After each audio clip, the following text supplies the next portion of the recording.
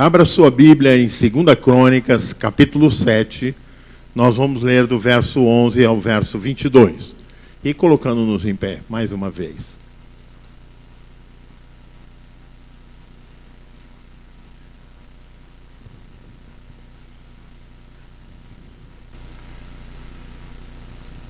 Diz assim a palavra: assim que Salomão acabou a casa do Senhor e a casa do rei, tudo quanto Salomão intentou fazer na casa do Senhor e na sua casa, prosperamente o efetuou.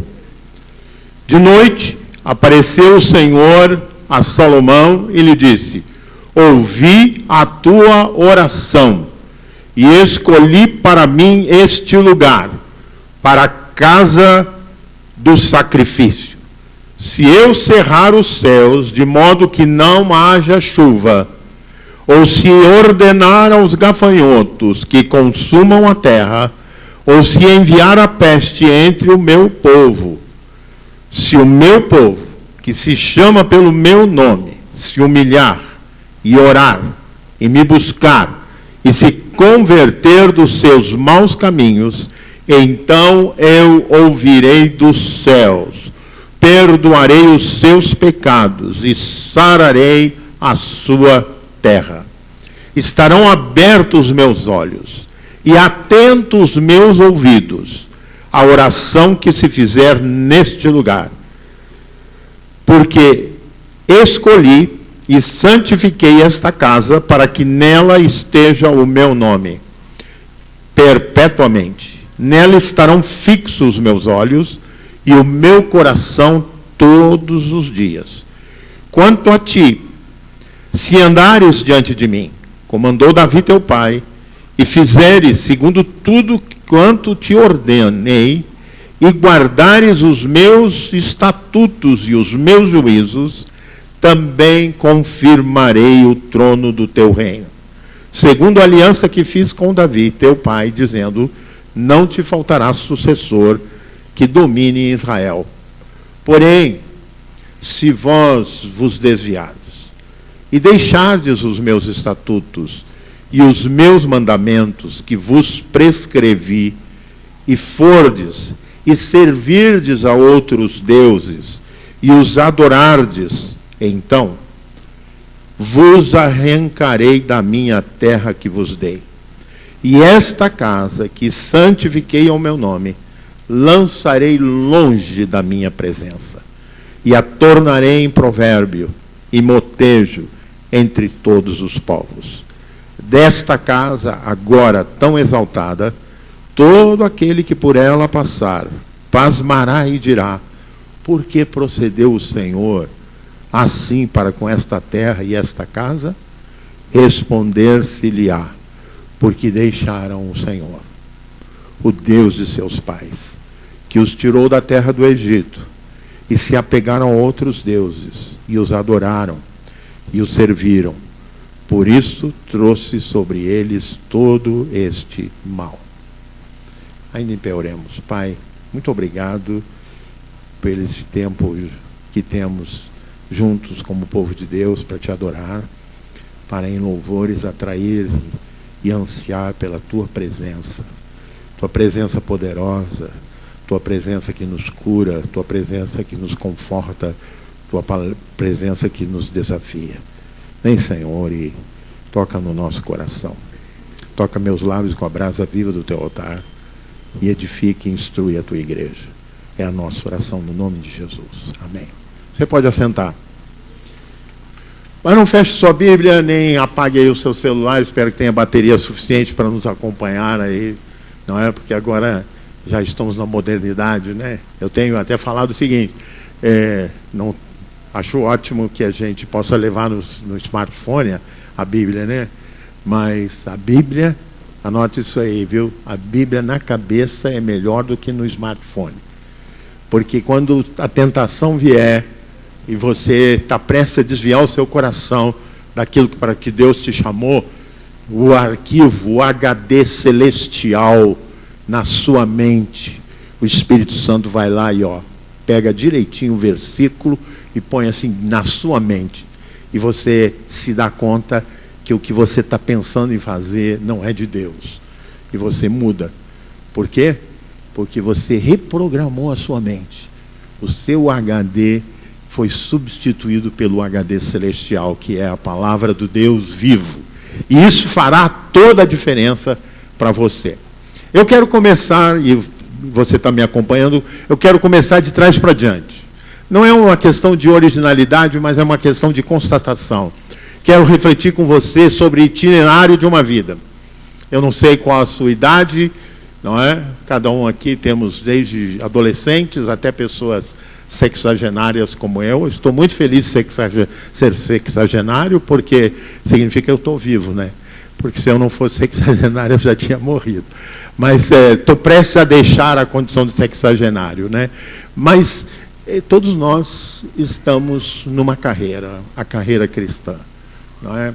O apóstolo Paulo disse que ele completou a carreira, guardou a fé, não é? E Jesus, quando conversando com os discípulos antes de ser preso, orando ao Pai, ele disse: Senhor, Pai, eu te glorifiquei na terra, consumando a obra que me confiaste para fazer.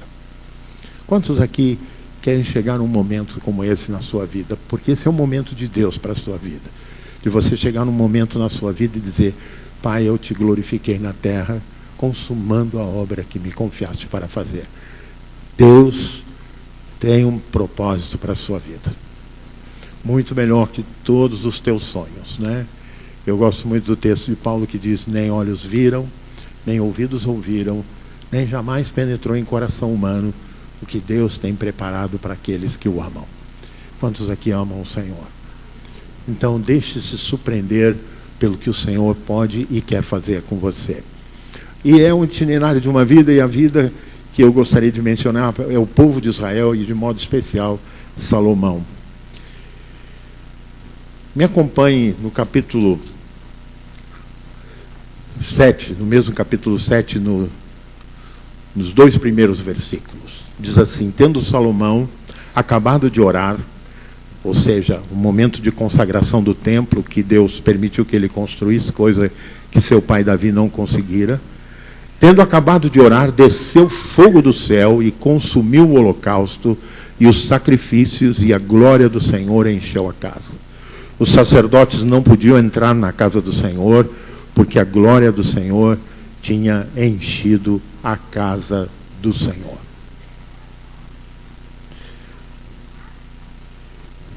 Todos que têm oportunidade, eu sei que são poucos, de ir a Israel, constata que esses 2 últimos versículos lamentavelmente aconteceram. Ou seja, esta casa onde habitou a glória de Deus, hoje é ruína. Os muros estão caídos, o Santo do Santo não existe mais. Por quê? Porque eles se desviaram, deixaram os estatutos, os mandamentos que o Senhor prescreveu, foram e serviram a outros deuses e os adoraram. E quando a gente fala de servir a outros deuses, nós que vivemos num país de muita religiosidade, até de idolatria, a gente logo imagina um panteão e uma imagem colocada, um santuário e a pessoa dobrada e curvada. Mas quando a Bíblia fala de adorardes e servirdes a outros deuses, ela tem um sentido mais amplo que você pode imaginar.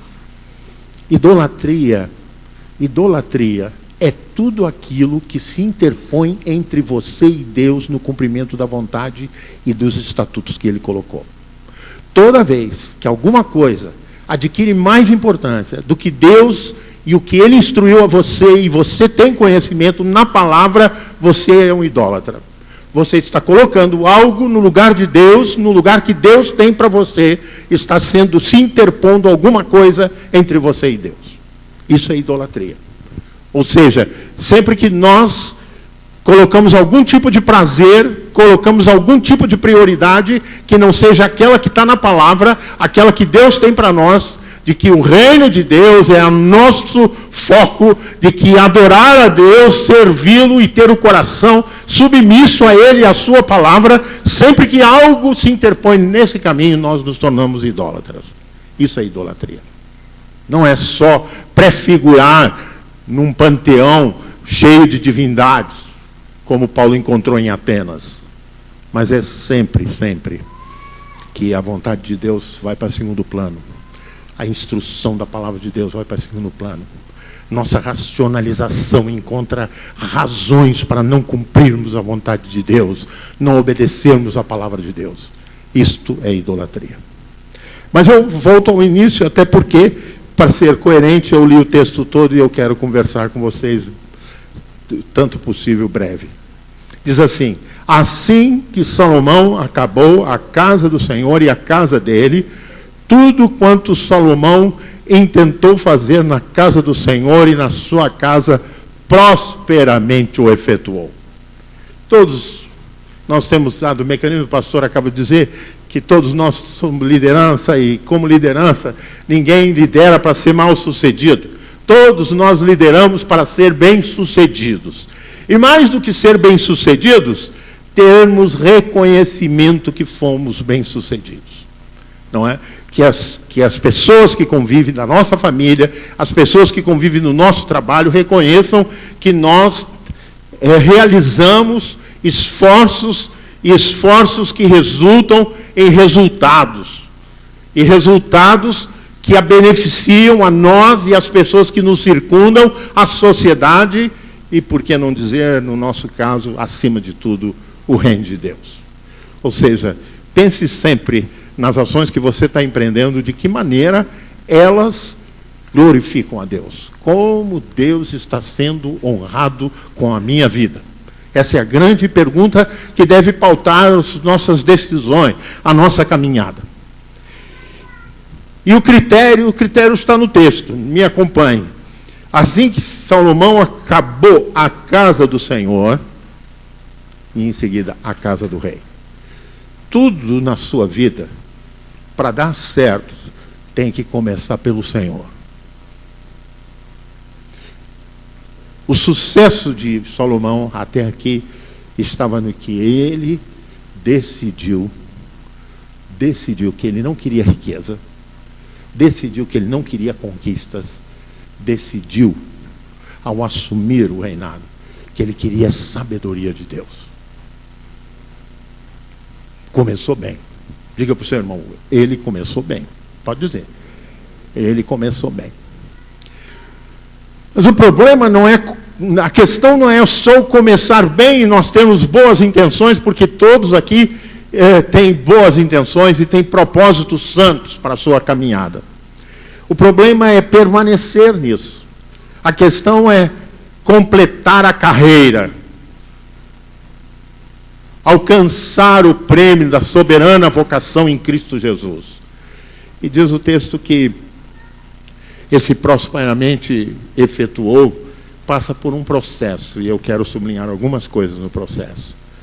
Diz assim: de noite apareceu o Senhor a Salomão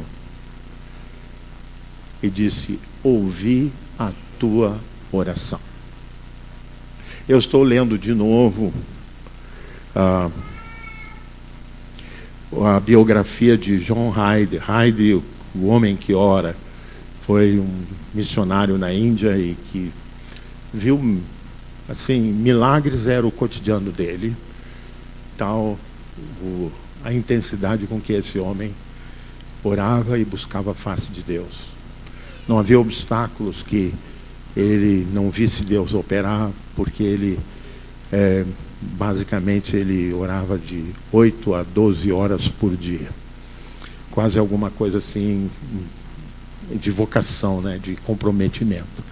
Mas quem se dedica dessa maneira, como o reverendo John Wesley, consegue enxergar coisas que nós, crentes comuns, muitas vezes não tivemos ainda o privilégio de ver. Eu estou empenhado em ver coisas maiores do que eu já vi, irmãos. E eu creio que Deus deseja que essa igreja veja coisas muito maiores do que já viu. Coisas muito maiores do que já viu Deus fazer, porque Deus quer fazer. Ele só precisa que nós creiamos que Ele quer fazer e deixemos que Ele faça, não é? E era de noite, e se era de noite, e Deus aparece, não é? Diz o texto que apareceu o Senhor. Eu não tenho ideia de como é que ele viu o Senhor.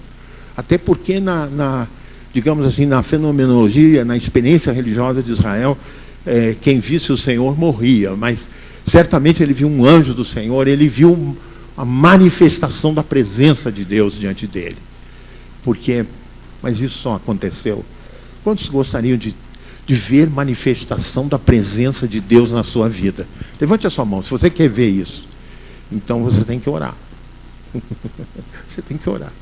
Não tem jeito. Não vai ser assim, no imprevisto, não. Vai ser no propósito. Vai ser num coração quebrantado.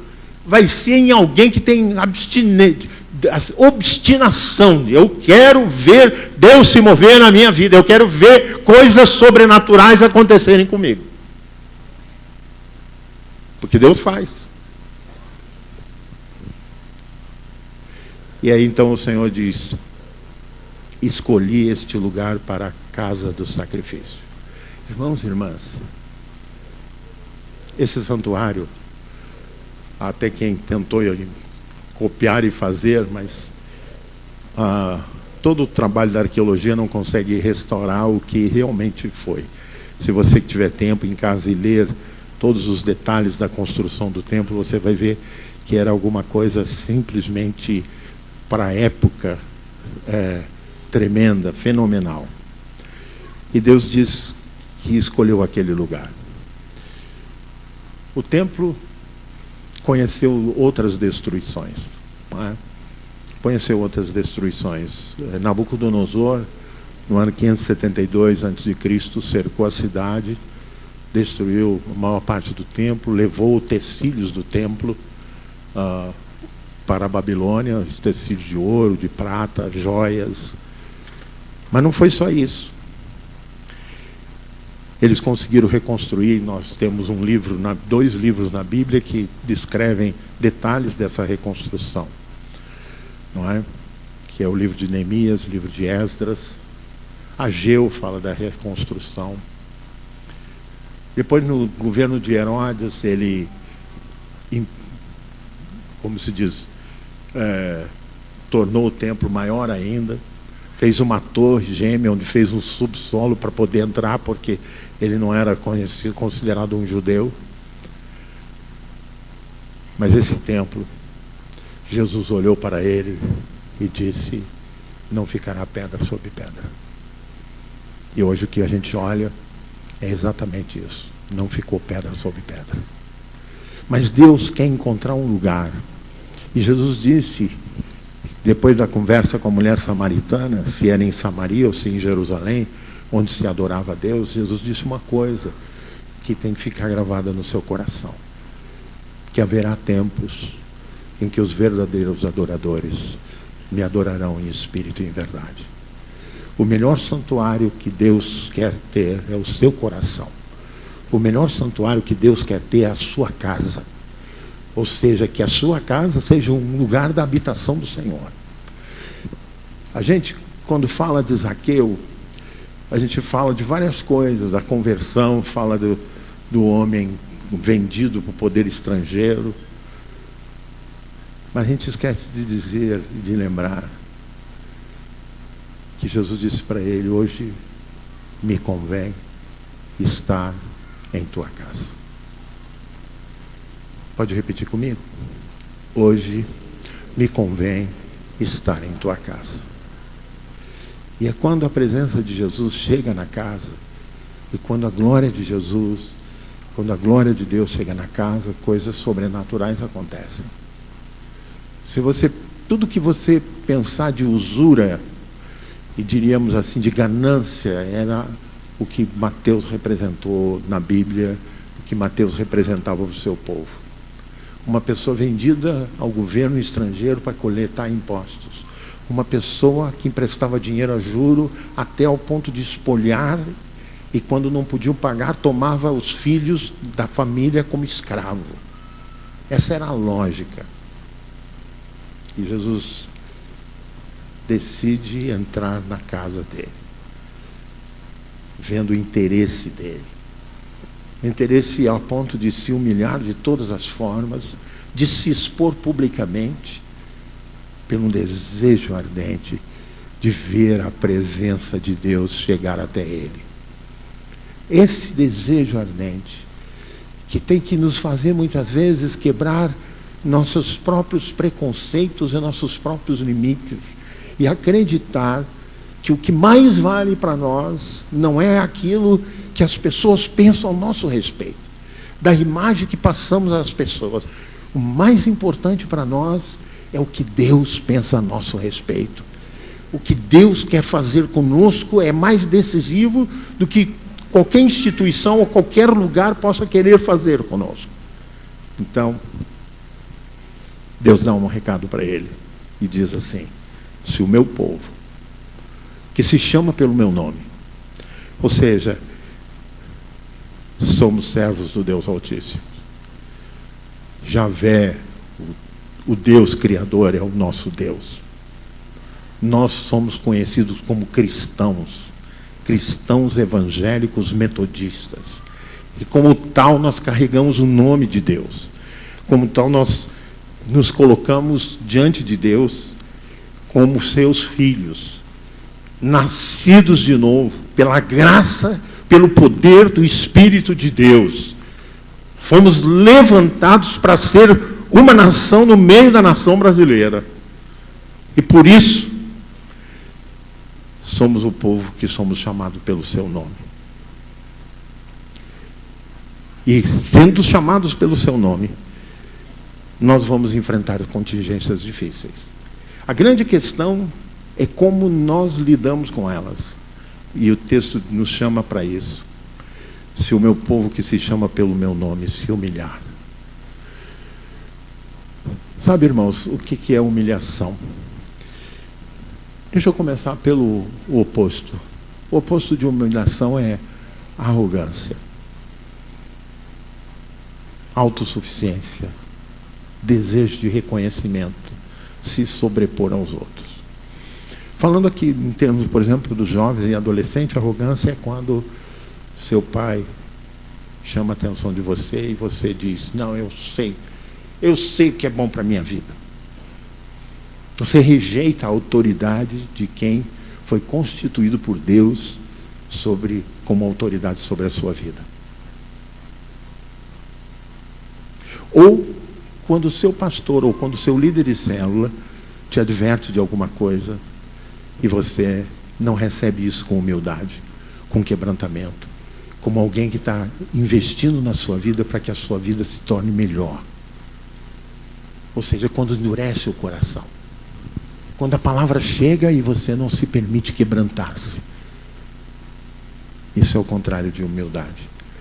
Humildade é quando você consegue dizer, como Paulo: já não sou eu mais quem vive, mas Cristo vive em mim.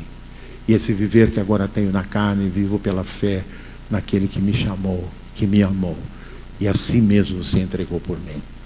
Quando você decide que você perdeu a sua identidade para que Cristo seja visto em você.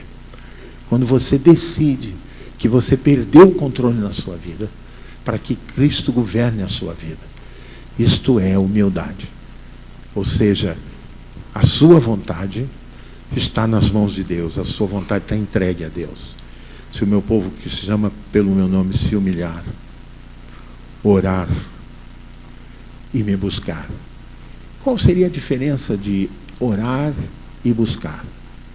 A situação que está posta para nós é uma situação mais ou menos como gafanhoto cortador, ou doenças, pestes. Nós estamos vivendo um momento de incógnita, nós não sabemos o que vai acontecer com a nação. Todos têm várias expectativas a respeito do próximo ano. Como nós lidamos com isso? O convite do texto nosso é que, mais que orar é pontual. Alguém liga para você e diz que seu irmão seu tio está enfermo, você faz uma oração em favor daquela pessoa. Mas buscar é diferente. Buscar, a gente só para de buscar depois que acha. Buscar é estar constantemente com o coração voltado para aquilo que se busca. Uma das imagens bíblicas dada pelo salmista é: como a corça suspira pela corrente das águas, assim por ti, ó Deus, suspira a minha alma. Ou seja, buscar é ter uma sede de Deus permanente, que começa quando você levanta, você abre os olhos e diz: louvado seja o nome do Senhor. Obrigado porque me desse essa noite. E obrigado porque tu estás me dando um dia de oportunidade de ver o Senhor agir na minha vida.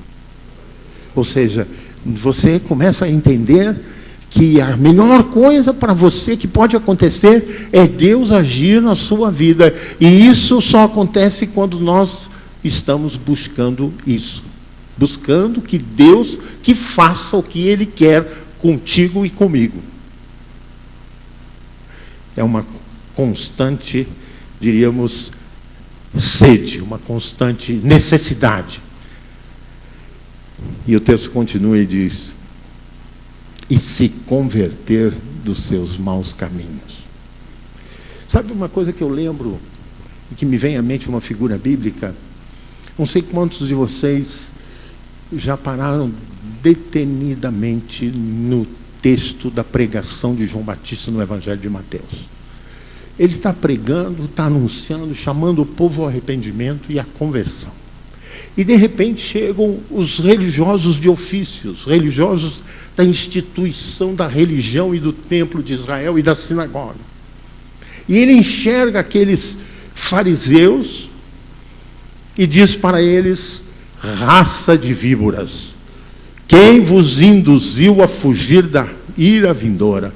Produzir frutos dignos de arrependimento. Isso é logo no início do ministério de Jesus. É quase simultâneo ao momento que Jesus é batizado. Mas eles, irmãos, não receberam a palavra. Eles não deram ouvido à voz de Deus. Eles não se converteram. Fico imaginando se eles tivessem se quebrantado. Fico imaginando se eles tivessem se convertido. O que teria ocorrido com Israel? Porque eles eram a liderança religiosa. Eu costumo dizer isso assim com muita penitência. E aqui tem mais 2 clérigos comigo, não sei se há mais outros. No dia de Pentecostes, não tinha nenhum pastor lá. Só tinha leigo.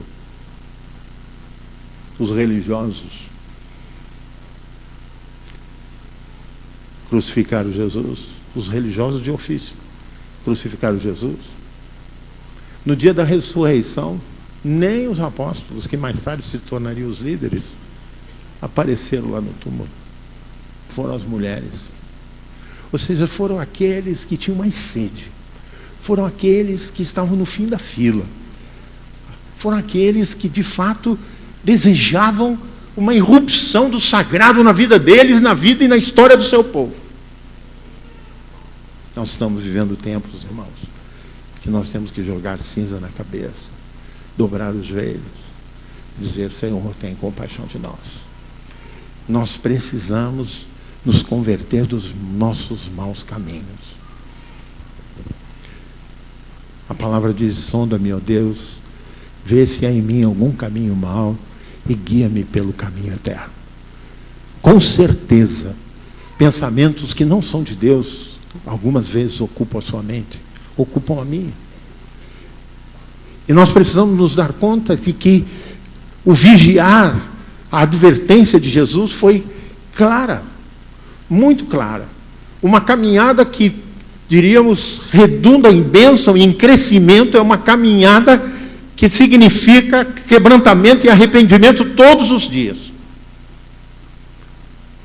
Porque as ciladas E os ataques do inimigo são constantes. Se não fora, Jesus não diria: vigiai e orai, o espírito na verdade está pronto, mas a carne é fraca.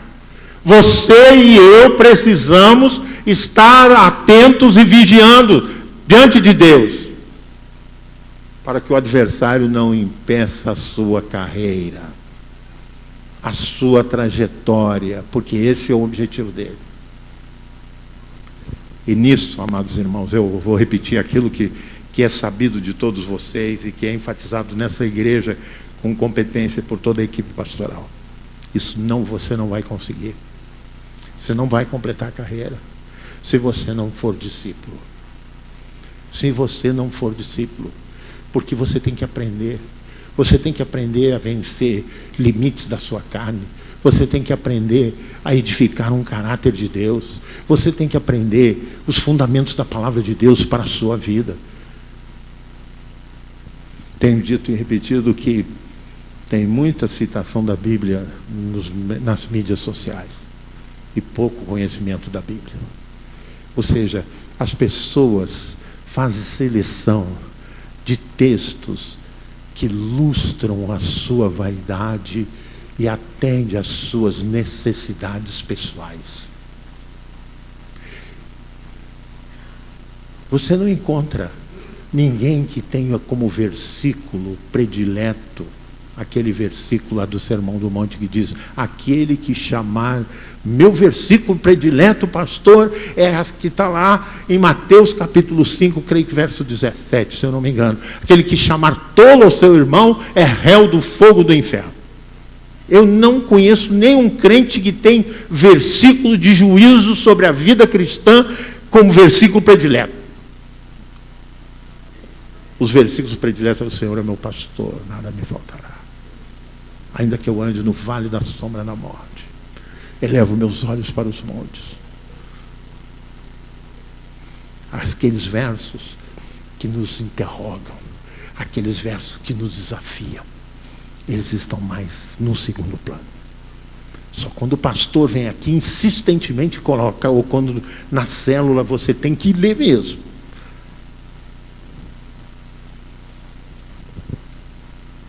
Nós precisamos, sabe, pastor Evander, fica uma sugestão.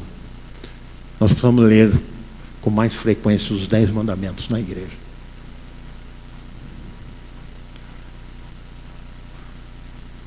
Princípios como honra teu pai e tua mãe, numa geração completamente fluida como a que nós vivemos, está sendo esquecido. Trazei os vossos dízimos à casa do Senhor. Isso é fundamento. Isso aqui são os estatutos que está dito aqui. Se cumprires os estatutos, então vos darei a terra e farei deste lugar um lugar de bênção. São os estatutos. São os juízos de Deus. E quando nós não atendemos os juízos de Deus, o juízo de Deus cai sobre a nossa vida. É tão fundamental que todos os profetas, irmão, você não pega um deles que não se reporte a esses estatutos. E todas as advertências são: voltem para a palavra, voltem para a escritura, voltem para os juízos de Deus, e serás bem-aventurado. Não há outro meio.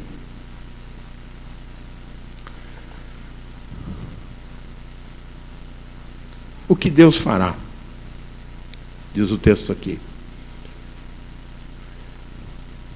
se o meu povo que se chama pelo meu nome se humilhar, orar, me buscar, converter-se dos maus caminhos, então eu ouvirei dos céus. Irmãos, irmãs, toda relação de bênção tem a ver com fidelidade. Não tem como você ser ouvido por Deus se você não é fiel. Não tem como você tomar posse dos benefícios celestiais sem fidelidade, sem estar com os olhos postos na justiça de Deus, sem deixar-se quebrantar pelo Espírito Santo, confessar os seus pecados. Não basta confessar hoje e voltar amanhã. Confessar é mudança de mente. Arrependimento é mudança de mente, é disposição para não pecar mais e não cometer aquele mesmo pecado. É galgar um degrau na sua vida de santidade, na presença de Deus. E então estarão abertos os meus olhos, atentos os meus ouvidos, à oração que se fizer neste lugar. Porque eu escolhi, santifiquei esta casa, para que nela esteja o meu nome perpetuamente. Deus está falando ao povo, através de Salomão está falando ao povo. Porque aí, então, no verso 17, ele começa a falar com o rei. Ele começa a falar pessoalmente. Deus é Deus da Assembleia dos Santos. Deus é Deus do povo, mas Ele é Deus, teu Deus. Diga para o seu irmão, para a sua irmã, o Senhor é o meu Deus. Porque além de falar para o povo, Ele fala com pessoas individualmente. Ele está falando contigo individualmente. Quanto a ti, é isso que está dito. Quanto a ti. Quando Jesus chama os discípulos, sublinha cada um deles o seu nome. O mundo hoje está despersonalizado. Quem mora em prédio ou condomínio fala, o vizinho da casa 2, ou o vizinho do apartamento 201. Às vezes nós nem sabemos bem o nome das pessoas. Mas Deus te chama pelo teu nome. Ele conhece o seu coração. Ele conhece a sua vida. Melhor que a sua esposa te conhece. Melhor do que o seu esposo. Melhor que o seu pai. Deus te conhece. E olha, te espante. Porque conhecendo você quem você é, Ele te ama. Ele te ama. E Ele tem santos propósitos para a sua vida. Porque escolhi e santifiquei este lugar, para que aí estejam fixos os meus olhos e o meu coração todo dia. Quanto a ti, se andares diante de mim, como andou Davi teu pai, e fizeres tudo quanto te ordenei, guardares os meus estatutos e meus juízos, então confirmarei o trono do teu reino. Ou seja, o que Deus deseja realmente é confirmar aquilo, tudo que você já leu de promessa na Bíblia. Há vários cânticos que falam que nosso Deus é Deus de promessa. Deus tem promessas para realizar na sua vida. Mas Ele espera de você fidelidade. Ele espera de você comprometimento. Ser discípulo é andar nos passos que Jesus andou. Aprender a viver como Jesus viveu. Que grande desafio. Mas Deus não é sádico, meu irmão, minha irmã. Porque Deus não pediria de você aquilo que Ele não está pronto a te capacitar para viver. Ou seja, viver uma vida santa, viver uma vida com Deus, experimentar caminhar com Deus, não é algo impossível. É perfeitamente possível e desejável. É o que Deus quer fazer com esta igreja. É o que Deus quer fazer através da sua célula, com a sua vida. De modo que nós realmente possamos ser alguém que está a serviço dessa cidade e como luzeiro no mundo, como sal nessa terra, como luz nesse mundo, nós atrairmos outras pessoas para a qualidade de vida que Deus deseja dar aos seus filhos. Há um propósito para a sua vida, há um propósito de Deus. Há um propósito para a sua casa. Alguns aqui têm pessoas na família que ainda não conhecem a Deus. E que é motivo, quem sabe, de preocupação sua. É que é motivo de tensão sua. De ver as pessoas totalmente desconhecedoras dos sonhos e dos propósitos de Deus para a sua vida. Deus deseja fazer algo e Ele vai fazer através de você. Ensinei e repeti muitas vezes aos pastores e continuo falando isso, que a primeira célula de cada um de nós é a nossa casa. A obra que Deus quer fazer é tremenda e começa na nossa casa. Ou seja, especialmente para quem é liderança, se nós não conseguimos discipular os nossos, fica um desafio muito grande em termos de autoridade para discipular os outros. Eu queria nessa noite propiciar esse momento, já que o pastor falou sobre paternidade espiritual. Quem sabe, de maneira bastante paradoxal, você que é filho, vai assumir a paternidade espiritual do seu pai, ou de sua mãe, ou até de seu avô, que ainda não serve o Senhor. Ou seja, Deus quer gerar através de você filhos e filhas, a começar pela sua própria família. Eu queria convidar aqueles que têm alguém na sua casa que ainda não serve o Senhor, para que venham ao altar representar essa pessoa. Nós vamos orar para que o Espírito de Deus toque nesse coração. Porque muitas vezes eu encontrei pessoas que dizem: meu marido não tem jeito, meu filho não tem mais jeito. Realmente você não dá jeito em alguém que está distante do Senhor. Mas o Senhor dá jeito. O Senhor faz a obra.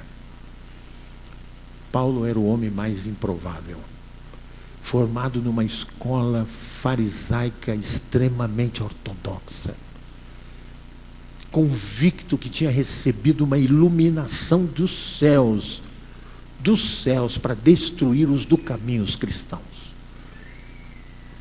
E Deus transforma ele de perseguidor em perseguido.